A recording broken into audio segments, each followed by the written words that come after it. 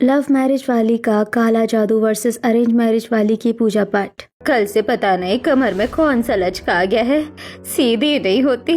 अभी रेयांश उठकर आ जाए तो उसके साथ अस्पताल जाऊंगी। लो आ गया मेरा बच्चा। नमस्ते माँ और बाबा। बेटा क्या बात है, रात को नींद पूरी नहीं हुई क्या, जो आंखें ऐसी लाल हो रही है? नींद तो ठीक से आ रही थी, बस पता नहीं क्यों शरीर थक रहा है। माँ जी ये लीजिए आपकी चाय और बाबा आप भी। अरे देवर जी आप उठ गए, मैं आपको भी नाश्ता बना कर दूं क्या? नहीं नहीं भाभी मैं बना लूंगा। भैया क्या हुआ? कुछ नहीं, बस देख रहा हूँ कि कुछ दिन से तेरी तबीयत ठीक नहीं है। हाँ बस। बेटा कल रात से मेरी कमर में बेहिसाब दर्द है, मुझे डॉक्टर के यहाँ ले चलना। ठीक है माँ, आप तैयार हो जाओ।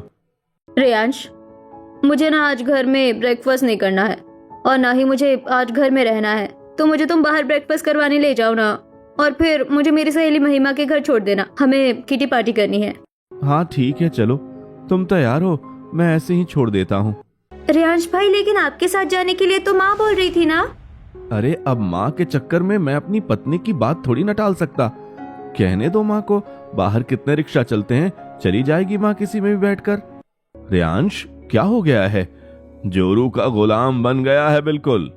जाने दो भैया, और बाबा आप लोग भी किसको नसीहत कर रहे हैं, ये नहीं सुनेंगे। चलो माँ अभी आपकी बेटी मरी नहीं है, मैं आपको लेकर जाऊंगी। देवर जी पहले तो ऐसे नहीं थे, फिर पता नहीं उन्हें अचानक क्या हो गया। सभी घर वाले रेयांश को अजीब सी नजरों से देख रहे थे, लेकिन वो किसी पर ध्यान नहीं दे रहा था। वो श्रुति को लेकर निकल गया और बाइक पर उसे उसकी सहेली के यहाँ छोड़ आया। चल महिमा, उसको तो मैंने भेज दिया है और मैं घर में बहाना करके आई हूँ कि मैं किटी पार्टी में जा रही हूँ, अब आगे चलते हैं। श्रुति की बात को सुनकर उसकी सहेली मुस्कुराई। जिसके बाद वो एक अनजान सी जगह जाने को निकल गया। लेकिन श्रुति अपनी सहेली के साथ कहाँ जा रही थी और रेयांश ऐसे बर्ताव क्यों कर रहा था, आखिर क्या राज था इसके पीछे, जानने के लिए चलिए कहानी में कुछ समय पीछे चलते हैं। संगीता बहन, ये पनीर की सब्जी और चावल का तो जवाब नहीं है, बाकी का खाना बस ठीक लग रहा है। सही कहा। क्या हुआ, यूं मंद मंद क्यों मुस्कुरा रही हो? कुछ नहीं, बस मुस्कुरा रही थी ये सोचकर कि जो बहू मैं अपनी मर्जी से लाई हूँ वो कितनी अच्छी है। उसके ही हाथ का खाना अच्छा लगा है तुम लोगों को, और दूसरी मेरे बेटे की पसंद की है, तो अब अंदाजा लगाया जा सकता है कि किसकी पसंद बढ़िया है और किसकी नहीं। ये क्या माँ जी मुझे इनडायरेक्टली बकवास बोल रही है? रेयांश अरे माँ आप बिना कैसी बात करती हैं? हाँ बोलो श्रुति, क्या बात है? कुछ नहीं। अरे क्या है, अच्छा खासा हंसी मजाक चल रहा है, तुम क्यों मुंह बना रही हो? रेयांश मैं मुंह नहीं बना रही हूँ। क्या है बहुरानी, कोई बात बुरी लग गई है क्या? नहीं, मेरा पति तो पागल हो गया है, सरेआम माँ जी मेरी बेइज्जती कर रही है और इन्हें हंसने की पड़ी है। बहू कुछ तो हुआ है, तेरे मुंह से ही दिखाई दे रहा है, बता तो सही कि क्या बात है। कुछ नहीं है। कुछ नहीं है माँ जी, वो बस ऐसे ही देवर जी से कुछ बोल रही होंगी। देवर जी आप जाकर सुन लेना देवरानी जी की बात। अरे यार क्या है श्रुति, क्यों मुंह बना रही हो? रेयांश क्या है ये सब कुछ? माँ जी बाहर मेरी बेइज्जती कर रही है और आप हंस रहे हैं, कुछ तो सोचिए। क्या है वो इतना सा मजाक, तुम्हें तुम्हारी बेइज्जती लग रहा है? हद है श्रुति। रेयांश ऐसे बोलकर कमरे से निकल आया और श्रुति बस कमरे में खड़ी रह गई। वहीं जब वो बाहर आई, खाना बड़ा ही अच्छा बनाया था बड़ी बहू ने, सच में खाकर मजा ही आ गया। बड़ी संस्कारी है बड़ी बहू। लेकिन संगीता जी बुरा नहीं मानना, लेकिन ऐसे मेहमानों को छोड़कर कौन सी नई बहू कमरे में जाकर बैठती है? अरे हाँ वो बस पढ़ने लिखने वाली लड़की है ना, तो ऐसे हो जाता है। नहीं रहा उसको ध्यान, मैं समझा दूंगी उसको। हाँ वो तो बस ऐसे ही है, लेकिन तुम्हारी बड़ी बहू बड़ी अच्छी है। सर पर पल्लू और आँख में छोटे बड़े की शर्म, यही होती है असली समझदारी। सभी साधना की तारीफ करके चले गए, जिसे सुनकर श्रुति जलने लगी। साधना घर वालों की पसंद की संस्कारी बहू थी, जबकि श्रुति लव मैरिज करके आई मॉडर्न बहू थी। हर कोई साधना की तारीफ करता। श्रुति ने रेयांश से शिकायतें भी की, लेकिन उसने इस बात पर ध्यान नहीं दिया। ऐसे ही अब बहुओं की शादी हुए 1 हफ्ता बीत गया था और आज के दिन आंगन में ओम सूर्य देवाय नमः, ओम सूर्य देवाय नमः। चलो सूर्य देव की तो पूजा हो गई है, अब मैं अंदर जाकर अपनी माता रानी को भोग लगाती हूँ और सभी का नाश्ता बनाती हूँ। अरे संगीता की बहू क्या कर रही है? नमस्ते सुषमा काकी, कुछ नहीं, बस सूर्य देवता की पूजा की थी, तुलसी माता को पानी दे दिया है और अब अपनी माता रानी को भोग लगाने जा रही हूँ। जब से तू आई है ये घर ही नहीं पूरा मोहल्ला आबाद लगने लग गया है। जीती रहे। साधना अपने घर की रसोई में गई और उसने पराठे के साथ हलवा बनाना शुरू कर दिया। ओहो, सुबह सुबह कौन सा हलवा पराठा बन रहा है? सौंधी सौंधी खुशबू उठ रही है। नमस्कार बाबा, मैं माता रानी को भोग लगाने को प्रसाद बना रही हूँ। आप मुंह हाथ साफ कीजिए, मैं नाश्ता बना दूंगी। जीती रह मेरी बच्ची, भगवान तुझे सदा सुखी रखे। जी आपको भी। साधना ने प्रसाद तैयार करके माता रानी को भोग लगाया, जिसके बाद उसने मंदिर की घंटी बजाकर सुबह सुबह प्रार्थना शुरू की। माता रानी, बस मेरे परिवार में कभी कोई दरार ना आए। मेरे परिवार को सदा जोड़कर रखना। मेरे पति और उनके माँ बाप के बीच हमेशा प्यार बनाए रखना और इस सब का सिला मुझे भी देना। जय माता रानी। अरे आप सभी। साधना ने जैसे ही पलट कर देखा तो पूरा परिवार सिवाय श्रुति के उसके पीछे ही था। अरे आप सभी, अब जब हमारी बहू सुबह सुबह सभी के लिए प्रार्थना करती ही है तो फिर हम क्यों ना उसका साथ दे। भाभी, आप ना बहुत ज्यादा अच्छी है। आपको खाना भी बनाना आता है, आप भगवान में भी कितनी श्रद्धा रखती है और आपकी सोच भी कितनी अच्छी है। कोमल, कहते हैं ना कि इंसान जैसा करता है वैसा ही उसे एक दिन वापस मिलता है। इसलिए मैं हमेशा यही चाहती हूँ कि माता रानी मुझे अच्छे रास्ते पर रखे ताकि मेरे हर अच्छे काम का फल भी अच्छा ही मिले। अच्छा चलिए, अब आप सबको भी भूख लगी होगी, मैं अभी सबके लिए नाश्ता बनाती हूँ। अरे कितनी मेहनत करती है तू सुबह सुबह उठकर। और एक मेरे छोटे बेटे की लव मैरिज वाली बहू है, उसे अपनी जेठानी से कुछ सीखना ही नहीं है। ना समय से उठती है, ना घर का कोई काम करती है, बस अपने ही ढंग से रहती है। माँ, आप ठीक कह रही हैं। मैं इस श्रुति को समझाऊंगा, फिर उसको बात समझ में आएगी। रियांश ने ऐसे बोलकर बात को खत्म कर दिया। कुछ ही देर के बाद सभी टेबल पर बैठ गए और साधना सभी के आगे नाश्ता लगा रही थी कि श्रुति उठकर आई। रियांश, आ गई तुम? देखो श्रुति, सब जाग गए हैं, तुम ही सबसे लेट उठकर आई हो। मेरी बात तो सुन लो। मैं कुछ नहीं सुनूंगा। आओ भाभी के साथ नाश्ता लगवाने में मदद करो। रियांश, मेरे सर में दर्द हो रहा है, मैं इसलिए नहीं उठ रही थी। मुझे डॉक्टर के पास ले चलो। क्या श्रुति, छोटे से सरदर्द को हवा बना रही हो? कुछ नहीं है, ठीक हो जाएगा। जो लोग कम काम करते हैं ना, उन्हें कभी यहाँ दर्द होता है, कभी वहां दर्द होता है। मैं तुम्हें कहीं लेकर नहीं जाऊंगा, मुझे कोमल को कॉलेज छोड़ना है। तुम बदल गए हो रियांश, तुम सच में बदल गए हो। मैं जा रही हूँ कमरे में, और मुझे नहीं आता है लोगों की तरह बेवजह अच्छा बनना। मैं नहीं बनूंगी। श्रुति ऐसे बोलते हुए चली गई और अपने कमरे में जाकर वो रोने लगी। कुछ देर के बाद उसके पास साधना आई। ये लो श्रुति, तुम्हारे सर में दर्द है ना, ये दवा ले लो। तुम तो मेरे पास आओ ही नहीं, समझ आया? क्यों? अब मैंने क्या कर दिया है? सब कुछ तो तुमने ही किया है। बन लो तुम अच्छी। कितने दिन बन लोगी? 1 महीना, 2 महीना, 1 साल, 10 साल? कभी तो सच्चाई सामने आ ही जाएगी ना। निकलो यहाँ से। क्या है, मेरी देवी जैसी बहू से क्यों लड़ रही है? ये रहा एक और, आ गई आपकी हिमायती। ठीक है, मैं जा रही हूँ, मुझे तुम लोगों के बीच में रहना ही नहीं है। मैं चली अपनी सहेली के घर। श्रुति ऐसे बोलकर चली गई और सीधा अपनी सहेली के घर आ गई।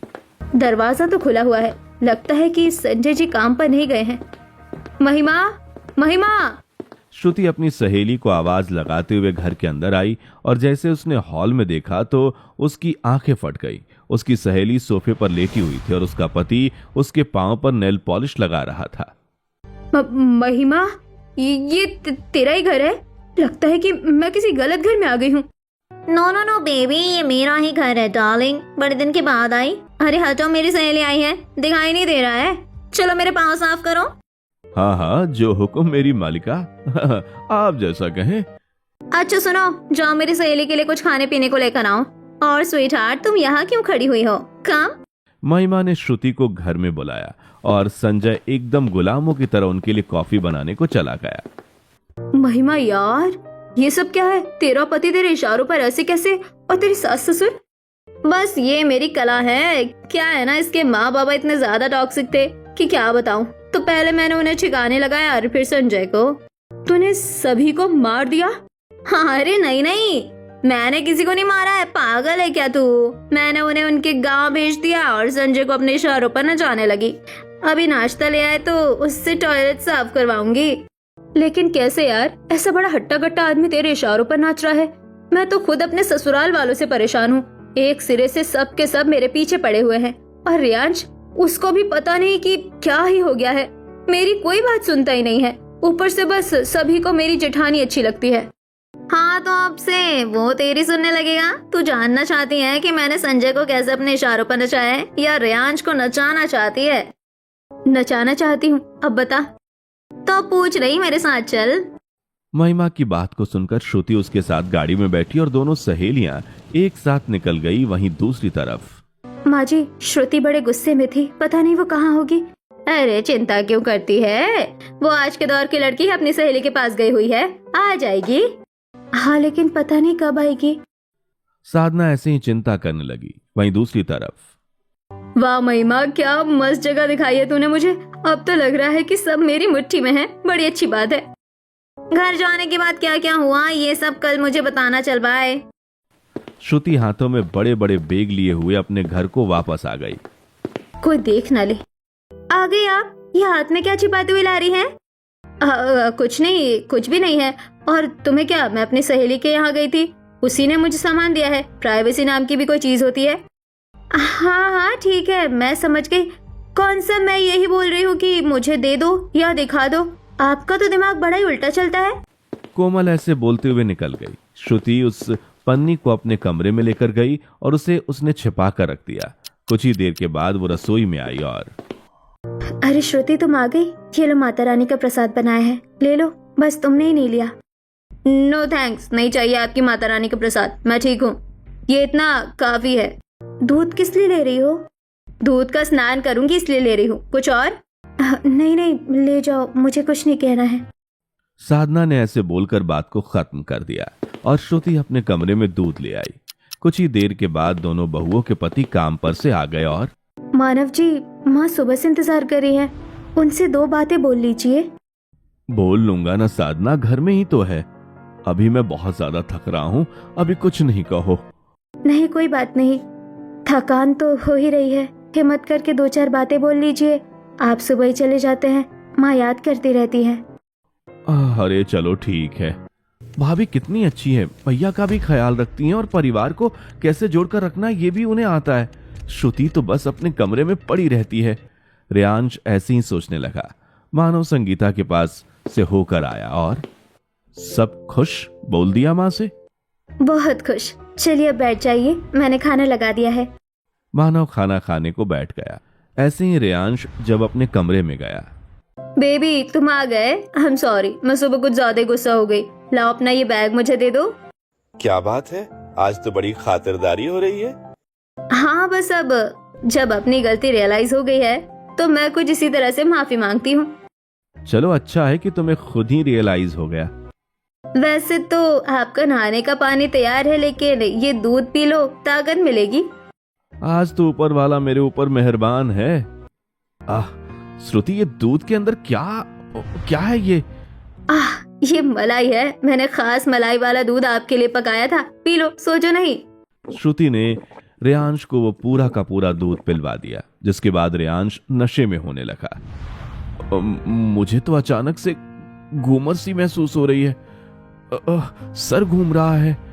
हाँ, तो सर घूम रहा है तो सो जाओ ना, सर के ऊपर लोड क्यों डालते हो? आंखें बंद करो और जाओ। श्रुति की बात को सुनकर रियांश गहरी नींद में सो गया और वो खाना खाने को नीचे आ गई। श्रुति बहू, कहा तो तू सारा दिन घर में ही नहीं थी और अब आई भी है तो सभी के बीच में ऐसे बेशर्मी से बैठ गई है खाना खाने। अपनी भाभी की तरह खिलवा ना सभी को। सुनो, इसमें रोटी देना। भाभी, माँ आपसे कुछ बोल रही है, आपको सुनाई नहीं दे रहा? कोमल, छोड़, तो इसके ऊपर ध्यान ही न दे। तुम सभी अपना खाना खाओ, बेकार की चीजों को नहीं देखो, समझी? श्रुति ने सभी का खून खौला दिया था। आज की रात वो ऐसी ही रही। अगली सुबह। अरे, आज तो शरीर बड़ा ही भारी लग रहा है। कल काम का ज्यादा ही लोड हो गया। चलो उठ जाता हूँ। अरे, श्रुति यहाँ नहीं है। लगता है कि अब जल्दी उठ गई है। चलो अच्छा ही है। रियांश ऐसे ही खुश होता हुआ आया और रियांश भाई, आप उठ गए हैं? अच्छा ही है, मुझे ना इमरजेंसी में कॉलेज जाना पड़ रहा है, आप मुझे छोड़ देंगे क्या? हाँ, छोड़ दूंगा, तू हो जा तैयार। रियांश, मुझे अभी के अभी शॉपिंग करने जाना है, मुझे ले चलो। क्या कहा? शॉपिंग? हाँ शॉपिंग, कोई दिक्कत है क्या? नहीं नहीं नहीं, जैसा तुम कहो। चलो आओ, मैं तुम्हें लेकर चलता हूँ। है भाई, अगर आप भाभी को लेकर जाएंगे तो? अरे तू चली जाना किसी ऑटो से। अब तेरी भाभी को जाना है तो मैं उसे तो मना नहीं कर सकता हूँ ना।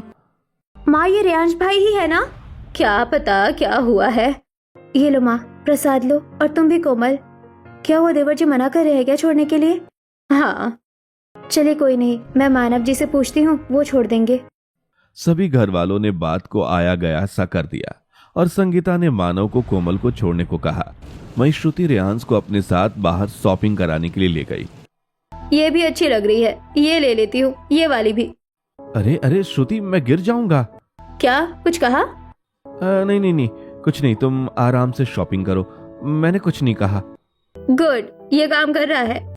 श्रुति भी अपने पति को महिमा के पति की तरह नचा रही थी।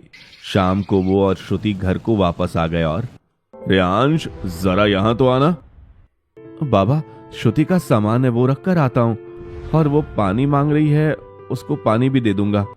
पागल हो गया है तू? क्या हो गया है तुझे? बाबा मैं जाता हूँ। हाँ, वो गुस्सा करने लगेगी। रेयांश डरते हुए वहां से चला गया और नरेश उसको ऐसे डरते हुए देखकर बस खून का घूंट पीकर रह गए। ऐसे ही अब लगभग एक हफ्ता बीत गया था और इस एक हफ्ते में रेयांश ने अपनी पत्नी की ज्यादा गुलामी की थी। ऐसे ही आज के दिन। अरे ये क्या, ये श्रुति के बेड के नीचे से इतने सारे चावल क्यों निकले हैं? क्या यहाँ पर कोई पक्षी वक्षी? अरे नहीं नहीं, मैं ज्यादा सोच रही हूँ, आ गए होंगे ऐसे ही। आप मेरे कमरे में क्या कर रही हैं? मैं क्या करूँगी, मैं तो यहाँ पर बस झाड़ू लगाने को आई थी। मेरे कमरे की सफाई मैं खुद कर सकती हूँ, समझ आया? चलिए अब जाइए। श्रुति की बात सुनकर साधना वहां से निकल गई। अच्छा ही है कि यहाँ से उन्होंने कुछ नहीं किया, नहीं तो मेरी सच्चाई सामने आ जाती। वैसे भी आज शाम को मुझे एक बड़ा काम करना है। श्रुति के दिमाग में क्या चल रहा था और वो क्या कर रही थी, ये किसी को पता नहीं था। ऐसे ही रात हुई और सभी खाना खाने को आए। साधना सभी के लिए खाना निकाल रही थी, तभी श्रुति रसोई में आ गई। कोई नहीं है, जल्दी से अपना काम कर देती हूँ, अब आएगा ना मजा। अरे श्रुति, हाँ हाँ, कौन है? रिलैक्स, ये बस मैं हूँ, साधना। क्या है? ये तो मुझे तुमसे पूछना चाहिए, बोलो क्या बात है? तुम यहाँ क्या कर रहे हो और ये तुम्हारे हाथ में क्या है? आपसे मतलब? मैंने रेयांश के लिए खाना निकाला और उसमें बस नमक डाल रही थी। वैसे आप क्यों तलाशी ले रही हैं?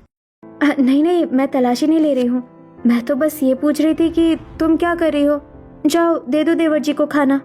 साधना की बात को सुनकर श्रुति ने ठंडी सांस ली, जिसके बाद वो रेयांश को खाना देने को आ गई और सभी ने खाना खा लिया। खाना खाते ही रेयांश का शरीर भारी होने लगा। मेरा शरीर तो बड़ा भारी भारी सा हो रहा है। आप लोगों को भी ऐसा लग रहा है क्या? नहीं नहीं, हमें तो ऐसा कुछ नहीं लग रहा। तेरी तबीयत तो सही है ना? हाँ हाँ, इनकी तबीयत सही है। आइए आप आराम कर लीजिए, कमरे में चलिए।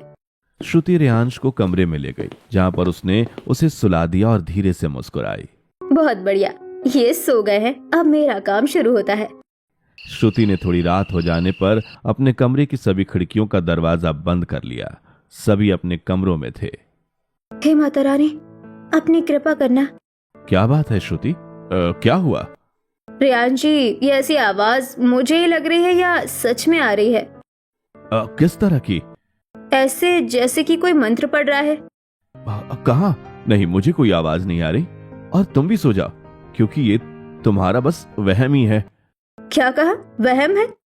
श्रुति को एहसास हो रहा था कि कहीं कुछ तो गड़बड़ है, लेकिन उसने फिर से सब नजरअंदाज किया। ऐसे ही अगली सुबह। कल से पता नहीं कमर में कौन सा लचका आ गया है, सीधी नहीं होती। अभी रेयांश उठकर आ जाए तो उसके साथ अस्पताल जाऊंगी। लो आ गया मेरा बच्चा। गुड मॉर्निंग माँ और बाबा। बेटा क्या बात है, रात को नींद पूरी नहीं हुई क्या, जो आंखें ऐसी लाल हो रही है? नींद तो ठीक से आ ही गई थी, बस पता नहीं क्यों शरीर थक रहा है। माँ जी ये लीजिए आपकी चाय और बाबा आप भी। और देवर जी आप उठ गए, मैं आपको भी नाश्ता बना कर दूं क्या? नहीं नहीं भाभी, मैं बना लूंगा। भैया क्या हुआ? कुछ नहीं, बस तुझे देख रहा हूँ। कुछ दिनों से तेरी तबीयत ठीक नहीं लग रही है मुझे। हाँ बस। बेटा कल रात से मेरी कमर में बेहिसाब दर्द है, मुझे डॉक्टर के यहाँ ले चलना। ठीक है माँ, आप तैयार हो जाओ। रियांश, मुझे ना आज घर में ब्रेकफास्ट नहीं करना है और ना ही मुझे आज घर में रहना है। तो मुझे तुम बाहर ब्रेकफास्ट करवाने ले जाओ ना, और फिर मुझे मेरी सहेली महिमा के घर छोड़ देना। हमें किटी पार्टी करनी है। हाँ ठीक है, चलो तुम तैयार हो जाओ, मैं ऐसे ही छोड़ देता हूँ। रियांश भाई, लेकिन आपके साथ जाने के लिए तो माँ बोल रही थी ना। अरे अब माँ के चक्कर में अपनी पत्नी की बात थोड़ी ना टाल सकता हूँ। हाँ, कहने दो माँ को, बाहर कितने रिक्शे चलते हैं, चली जाएगी किसी में बैठकर। रियांश, क्या हो गया है? जोरू का गुलाम बन गया है बिल्कुल। जाने दो भैया को बाबा, आप लोग भी किसको नसीहत कर रहे हो? ये नहीं सुनेंगे। चलो माँ, अभी आपकी बेटी मरी नहीं है, मैं आपको लेकर जाऊंगी। देवर जी, पहले तो ऐसे नहीं थे, फिर पता नहीं उन्हें अचानक क्या हो गया। सभी घर वाले रियांश को अजीब सी नजरों से देख रहे थे, लेकिन वो किसी पर ध्यान नहीं दे रहा था। वो श्रुति को लेकर निकल गया और बाइक पर उसे उसकी सहेली के यहाँ छोड़ आया। चल महिमा, उसको तो मैंने भेज दिया है और मैं घर में बहाना करके आई हूँ कि मैं किटी पार्टी में जा रही हूँ। अब आगे चलते हैं। श्रुति की बात को सुनकर उसकी सहेली मुस्कुराई, जिसके बाद वो एक अनजान सी जगह आने को निकल गई।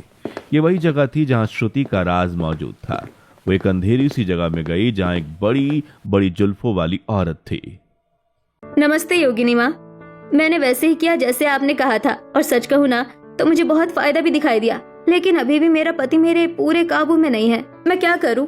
पति तेरी सुनने लगा है ना, मतलब मेरे टोने टोट के असर कर रहे हैं। अब आगे का काम करना। आज अमावस्या की रात है। रात 12 बजे काले कपड़े पहनकर छत पर जाना, छोटा सा तारा बनाकर अपने पति की बनाई हुई गुड़िया रखना, उस पर नींबू का रस और सिंदूर लगाकर उसे पति के तकिए के नीचे रख देना। देखना, सुबह तक वो तेरी ही तारीफ करेगा। जय हो योगिनी माँ की, मैं ऐसा ही करूँगी। श्रुति उस योगिनी के पास से आ गई। श्रुति अपने पति को काबू करने के लिए उसके ऊपर काला जादू किया करती थी और किसी को इस बात की खबर तक नहीं थी। वो अपने घर में आ रही थी कि ये भी ना चादर भी ठीक नहीं करती हैं। ऐसे में माँ दुर्गा घर में कैसे आएगी? अरे ये क्या, नींबू देवर जी के तकिए के नीचे? क्या है, आपको किसी की प्राइवेसी से कोई मतलब नहीं है क्या? क्या किया ये आपने? कुछ नहीं, लेकिन ये नींबू, श्रुति बात को समझो, ये कोई अच्छा संकेत नहीं है। आप 2026 में भी इस सब में विश्वास रखती हैं? ये नींबू मैंने ही रखे थे नींबू पानी बनाने को, लेकिन आप तो है ही शक वाले दिमाग की। अब जाओ यहाँ से।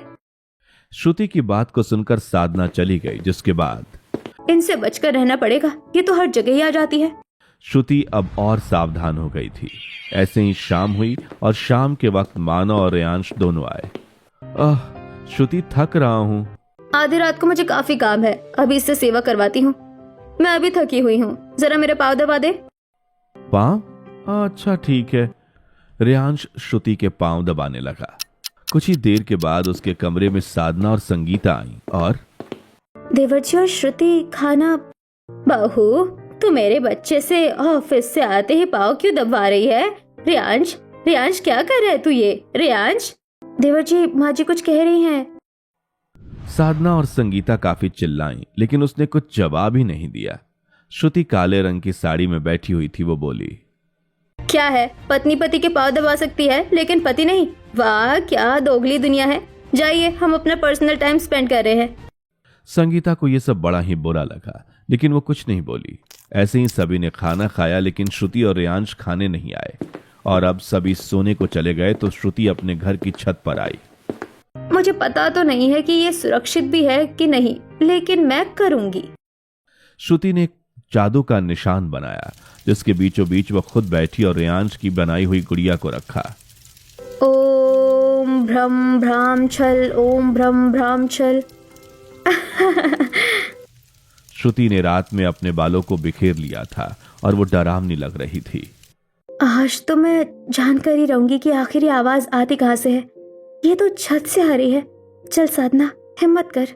साधना ने ऐसे ही हिम्मत से काम लिया, जिसके बाद वो सीढ़ियां चढ़ी और आधी सीढ़ियां चढ़ने पर ही उसने श्रुति को जादू करते हुए देख लिया। ये क्या, श्रुति काला जादू करती है? हे भगवान। साधना उल्टे पांव ही भाग गई, जिसके बाद उसने ये सब मानव को बताया। रिलैक्स साधना, अगर ऐसा है भी तो हम एकदम ही उसके ऊपर ये इल्जाम नहीं लगा सकते, हमें सबूत चाहिए।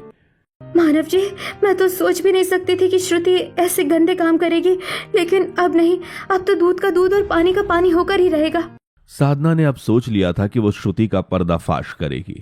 ऐसे ही जब श्रुति छत से उतर आई तो साधना ने उसका पीछा किया और वो उसको छिपकर खिड़की से देखने लगी। ऐसे ही तुम मेरे वशीकरण में रहो, अब आएगा मजा। हेलो योगिनी माँ, मैंने वो सब कर दिया है जो भी आपने कहा था। अब बताइए, क्या सुबह के 3 बजे मैं आपके पास आऊँ और अपने सारे गहने लेकर? लेकिन क्यों? अच्छा ठीक है, मैं आती हूँ सभी गहने लेकर 3 बजे आपके पास। श्रुति आज सुबह के 3 बजे जाने वाली है। ठीक है, मैं मानव जी को बताती हूँ। साधना ने यह सोच लिया था कि अब वो श्रुति का काला सच सभी के सामने लाकर ही रहेगी। वो अपने पति के पास गई और उसने मानव को सब सच बता दिया। ऐसे ही सुबह के 6 बजे और इधर से श्रुति घर से गहने लेकर निकली तो उधर साधना और मानव भी निकल गए और श्रुति योगिनी के यहाँ पहुंच गई। योगिनी माँ की जय हो, ये लीजिए आपके गहने। अरे वाह, राजू, रमेश, आ जाओ। यामिनी के ताली बजाते ही साइड से 2 गुंडे आए जिन्होंने श्रुति को जकड़ लिया। छोड़ो छोड़ो। ऐसे कैसे? अब तो चिड़िया जाल में फंसी है, उसको जाने नहीं दूंगी। तुझे क्या लगा कि मैं ज्ञानी हूँ, योगिनी हूँ? नहीं, मैं तो तुम जैसी बेवकूफ औरतों का सौदा करती हूँ। तेरे अच्छे दाम मिलेंगे। छोड़ मुझे, धोखेबाज। छोड़ूंगी, लेकिन अपनी। यामिनी भी ऐसे ही बोल रही थी कि तभी पीछे से पुलिस आई और हैंड्स अप, कोई अपनी जगह से नहीं हिलेगा। हाँ यामिनी, नौटंकी, तुझे क्या लगा कि तू इतने लोगों को लूटेगी, लड़कियों का सौदा करेगी और किसी को पता नहीं चलेगा? चुपचाप पुलिस के साथ चले, नहीं तो। श्रुति को उन गुंडों ने छोड़ दिया और पुलिस यामिनी और उसके साथियों को ले गई। जैसे ही श्रुति ने पीछे देखा तो पीछे उसका पति, जेठानी और जेठ खड़े हुए थे। आप लोग? हाँ, हम। अगर मैं रात के वक्त तुम्हारे यहाँ तक पीछा न करती तो आज न जाने क्या हो जाता। मैं किसी को मुंह दिखाने लायक नहीं रही। मुझे हो सके तो माफ कर देना, मैंने बहुत ही गलत किया। श्रुति फूट फूट कर रोने लगी। तभी साधना के फोन पर उसकी माँ का कॉल आया। हाँ माँ जी, हम घर आ रहे हैं। श्रुति की सुबह तबीयत खराब हो गई थी, इसलिए उसे अस्पताल लेकर आए थे। अब वो ठीक है, हम बस पहुंच रहे हैं। माँ जी थी। आपने माँ जी को मेरा सच क्यों नहीं बताया? क्योंकि मुझे लगा कि तुम्हें अपनी गलती का एहसास हो गया है। अगर सच सबके सामने आ जाता तो माँ जी की नजरों में तुम हमेशा के लिए गिर जाती। इसलिए मैंने यही ठीक समझा कि इस बात को यही खत्म कर दिया जाए। लेकिन एक बात बताओ, तुमने ऐसा गलत कदम उठाया ही क्यों? भाभी, मैं पगला गई थी। मुझे न जलन होती थी कि घर वाले आपकी इतनी तारीफ और सम्मान करते हैं, और मुझे पता चल गया है कि वो लोग क्यों आपको इतना मानते हैं। रियांश सर पर हाथ रखकर नीचे बैठ गया। वो काफी सदमे में था। ये सब देखकर मुझे माफ कर दो रियांश, मैंने गुस्से और नफरत में आकर तुम्हारे ऊपर भी काला जादू करवाया ताकि तुम सिर्फ मेरी बात मानो। मैंने बहुत बड़ा पाप किया है, हो सके तो मुझे माफ कर दो। श्रुति, तुमने जो किया वो गलत था, लेकिन मेरी भी गलती है। शायद मैं तुम्हें ठीक से समझ नहीं पाया। मुझे तुम्हारे और अपने परिवार दोनों को साथ लेकर चलना है। अगर हम एक दूसरे को समझेंगे तभी हमारा रिश्ता मजबूत होगा। अब वादा करो कि आगे से ऐसा कोई गलत कदम नहीं उठाओगी। मैं वादा करती हूँ, अब कभी ऐसी गलती नहीं करूंगी। बस इस वादे से कभी मुकरना मत, क्योंकि इंसान को अपने कर्मों का फल इसी दुनिया में मिलता है। श्रुति ने अपनी गलती पर सच्चे दिल से पछतावा किया और सबके साथ घर लौट आई। घर में साधना, मानव और रेयांश के अलावा किसी को भी उसकी इस हरकत का पता नहीं चलने दिया गया। उस दिन के बाद श्रुति पूरी तरह बदल गई।